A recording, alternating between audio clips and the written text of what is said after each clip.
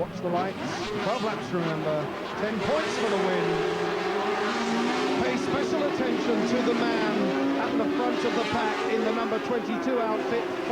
Former Formula One driver Ian Ashley. But a blistering start by the number 14 Suzuki of Rob Fisher and Trevor Crone.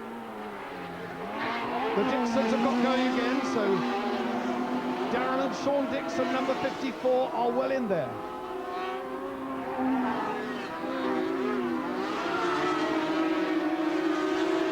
The pack streaking have gone the way round now, the back of the circuit on the very fast right-hander going up towards Noble. Exiting Noble, now into the right-hander of Goodwood. The championship standings at the moment, Fisher leads the title chase on 28, then it's Jefford on 27, Brindley on 21, and Brown, who apparently hasn't started, is fourth. But at the front of the pack, it's all systems go. Steve, this big Suzuki showing us again, it really is quick out of the gate, isn't it? Yeah, it's by far the quickest machine off the line. It's a great big engine, a 1200cc engine. It has a lot of torque, and he's able to get the whole shot every time, it seems. But unfortunately, the lighter Yamahas, I was just about to say he's been repassed for the lighter Yamaha, but he's back in front again, number 14. But yes, that big machine, it's got a lot of power, a great deal of power and a lot of torque, and I think it's going to be his circuit, but I'm not one for making huge predictions, but he's certainly got his wheel in front at this moment. So the first three, we're watching them now, locked in tussle. The big Suzuki out in front. That's the number 11 outfit of Derek Brindley. Derek Brindley from the famous family up north. They're all in there. Father Fred, of course, was a very famous sidecar racer. But Derek Brindley from Bawtry, number 31 out of the running. That's John Cable and Chris Plant. They were well up in the points as well.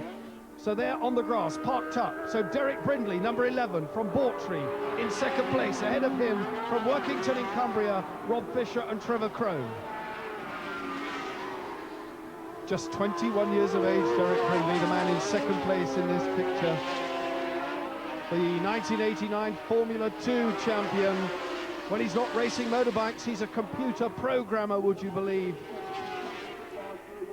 Mick Boddice in third. That's a good result for Mick Boddice. He's really close. He's not on one of the LCR or the Windle long outfits. The LCR outfit is the sort of thing that the second place man is driving. In fact, he uses a Yamaha, but it's the long outfit. But you can see number 17 in third place, Mick Boddice from Kidderminster, is on a very much shorter chassis. The sidecar passenger all the way over the back, anchoring the rear wheel down, then tucking down to keep the sidecar wheel down as the machine powers around the left-hander.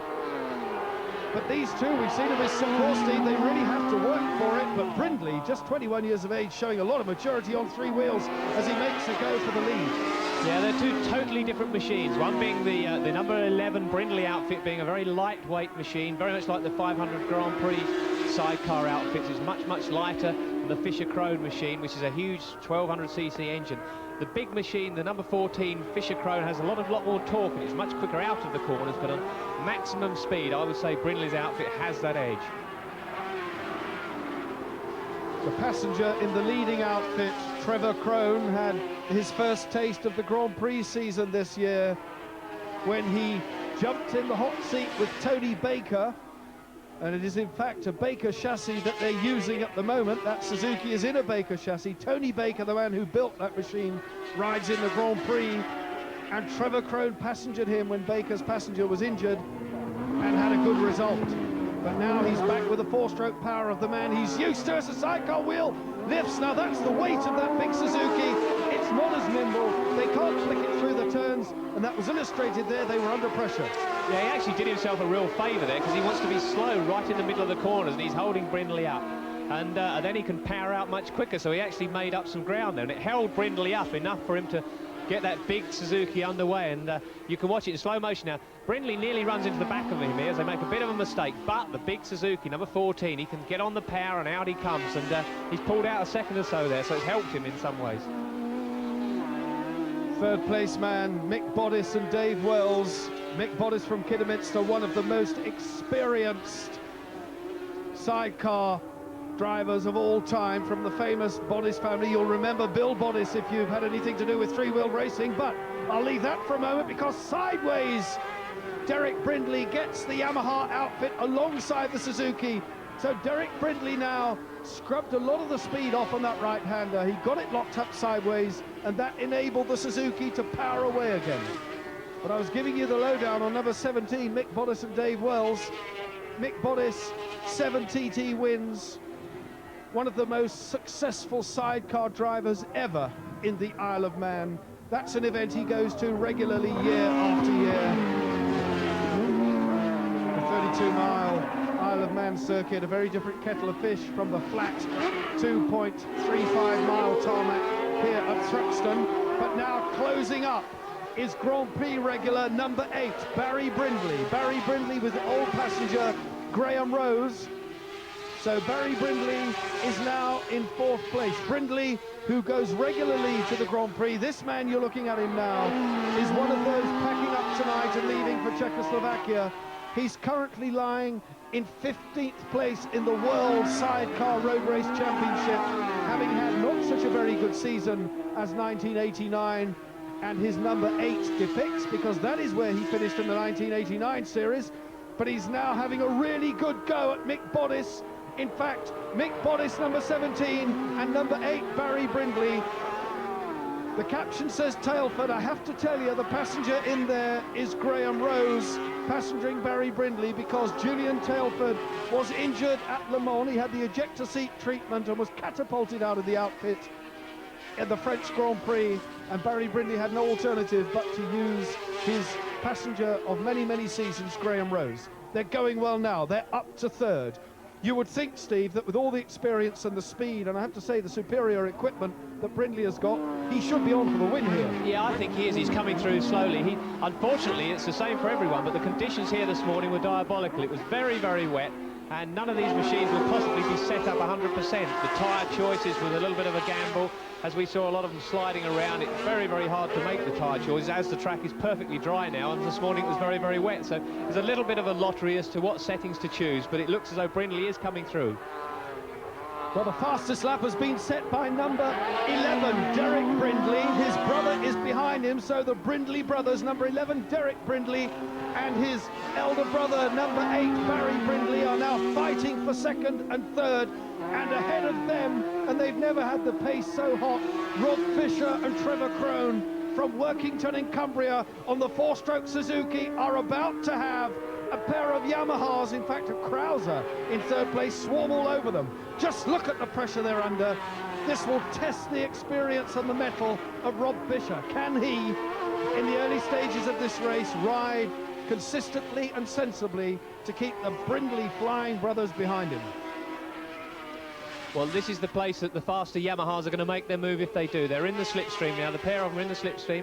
Out he comes. He needs to be on the inside line as they come into the chicane. It's the only way to do it. And it looks, yes, he's done it late on the brakes, but he could drift out wide. It's looking that Crone's going for the inside line again, but he's done it. Number 8, Brindley's come all the way through. Barry Brindley, number 8, 31 years of age. His younger brother, number 11, is lying in 3rd place in this race. Sidecar racing, as I've said before, very much a family affair. In the Grand Prix scene, we have a lot of brother pairings in terms of combination. Now let's have a look at that overtaking move. Barry Brindley already up to 2nd, having relegated his brother to 3rd. Makes a bid on the brakes on the inside line, powers round. That's beautiful stuff. And there he is in front. His rightful position, one would have expected him. Remember, he does the Grand Prix season regularly, right in every single Grand Prix. He was 8th in the world last year, hasn't had the best of seasons in 1990, but he's going well now in this round 5 of the Shell Oil Supercup at Thruxton. And now, Rob Fisher and Trevor Crone, championship leaders, are looking under severe threat from Derek Brindley, who's about to make it a family affair.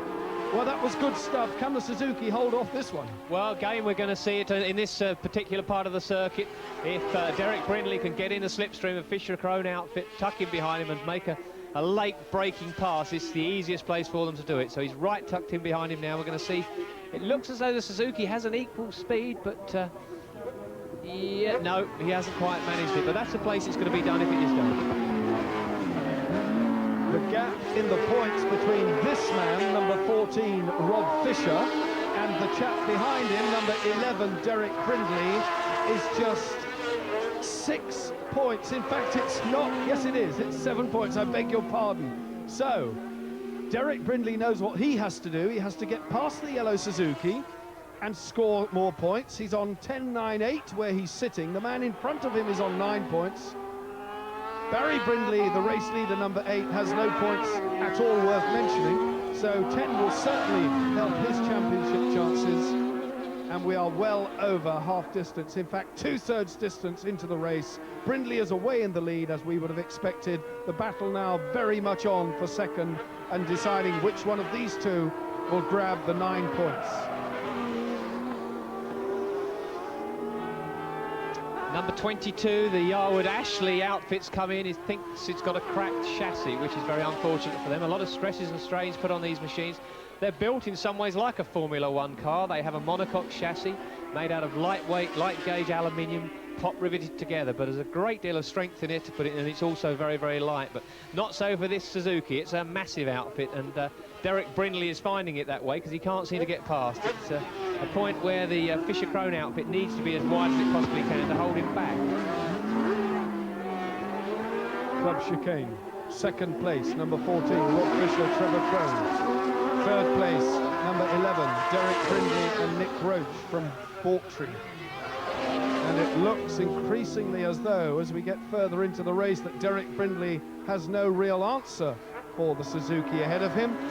I feel that he might have had a go before now, but he's on the outside again as the wheel in the air with brother Barry at the front of the pack. They're still in touch. The race is definitely not over, even for the win at this point in the proceedings. The two youngsters from the Northwest on the big Suzuki, anxious to do a full European Championship season and maybe even Grand Prix next year, but they can't do it on the machine they're riding. It's simply not eligible. Grand Prix Championship sidecars have a maximum cylinder capacity of 500cc. The engine they're riding is at least double that, 1100cc Suzuki. So it's simply too big. They've got to spend something in the region of £30,000 to buy the right sort of equipment to grow Grand Prix racing. But they're in second place, more than justifying any would-be investment by any would-be sponsor to help them onto the Grand Prix circuit to the tune of 30 grand. But on the inside, Derek Brindley goes through. So Brindley now pushes them down to third. So Barry Brindley leads. Derek Brindley is in second. Rob Fisher is in third. Well, Steve, the speed of Thruxton seems to suit the two-strokes. Yeah, as we said earlier, they're much lighter. They're because they're smaller and the engine's smaller, they can be more aerodynamic. They can have a narrower frontal area. And you can see here, Derek Brindley just used his extra speed coming out of onto the fast part of the course. As they brake late into the chicane, he's managed to get the inside line, and that's the place to do it. We predicted that, and that's exactly what's happened. But unfortunately, number 17, Mick Boddice, who was in fourth position, he's now out with some mechanical problem. So, up into fourth place now goes Vic Jefford and Peter Hill, and they are the people who are sitting in second place in the championship. So, still, the points situation very close indeed. It's by no means all over with 2 rounds remaining. 10 points for a win and lots of points down to 10th place. Very important for any one of these sidecar brigade, in fact for the solos as well for that matter, to feature well at the end of this 7-round series. It has become the Premier British Championship. The ACU Championship has been incorporated in the Shell Supercup. Motorcycle News have got involved with sponsorship, and the event very much the high spot of the UK national calendar, and it is the one to win. And Barry Brindley, having spent so much time on the Grand Prix circuit, will dearly love to win this race. His brother is in second. In third place, it's Rob Fisher, the man in your picture now, as they round Allard. The left-hander ahead of them, sweeping round. The next right-hander will be Campbell. They are into Campbell now, so Derek Brindley, Nick Roche sweeping round Campbell. Then the left-hander of Cobb, as Barry Brindley, I beg your pardon, gets among the tail-enders. That's always a tricky area of the sidecar scene, when they get among the back markers, there's simply not so much room, Steve, as there is with the solo. No, it's very difficult, but often you get the situation where the passenger will see somebody trying to lap them, which that one didn't, as Barry Brindley nearly ran into him, but the passenger will often see having a glance over his shoulder, and he should be able to indicate to the driver that he is about to be lapped. And again, he struggles, he can't get through. Now nice and cleanly through around the outside as they come onto the faster part of the course. So yes, it is extremely awkward, and a simple, easy passing manoeuvre can end up in disaster. The drivers are on their knees in those outfits, and I mean that literally, because they are lying in an almost prone position, hands right forward alongside the front wheel, the head sticking up out of the cockpit the way you can see it now. They're sitting over 4 very big exhaust pipes, and they kneel down into a shaped fiberglass area within the cockpit, and their feet trail out behind and work the controls. They have brake and gear change on their left and right foot. Coming into the last lap now, Barry Brindley with Graham Rose holding down the sidecar and the rear wheel on this occasion, flicking across to the left. So Graham Rose doing a superb job there for Barry Brindley. The hand goes over the side. The left hand is clamped to that upright handle in the middle of the outfit. The handle, of course, with which he must not, under any circumstances, let go. He just hangs onto it, pivots round it, flicking from right to left. The toes just 2 inches off the tarmac. And the forces, both under braking and acceleration, believe me, are tremendous. 10 points and a relatively insignificant amount of money awaits Barry Brindley. I say insignificant because he's on for £500, but if I tell you the engine in that outfit costs $15,000, that does put things into perspective. So the LCR, the Louis Christian Racing chassis, the Krauser motor under Barry Brindley, carrying him on now to what appears to be his first Supercup win. He's out of the chicane, the checker flag awaits. Brindley and Graham Rose take the win. The battle now for second. Darren Brindley, number 11, comes over in second. There's your winner, though, on the slowing down lap. A good ride by them. They came through from 6th place on lap 1 to take the win. Hands in the air. Rose is delighted. Good for him to be reunited with Barry Brindley, the winning combination. And that's what happened at Thruxton a couple of weeks ago, and it's still very tight in the championship. 6 points covering the top 3, and the next instalment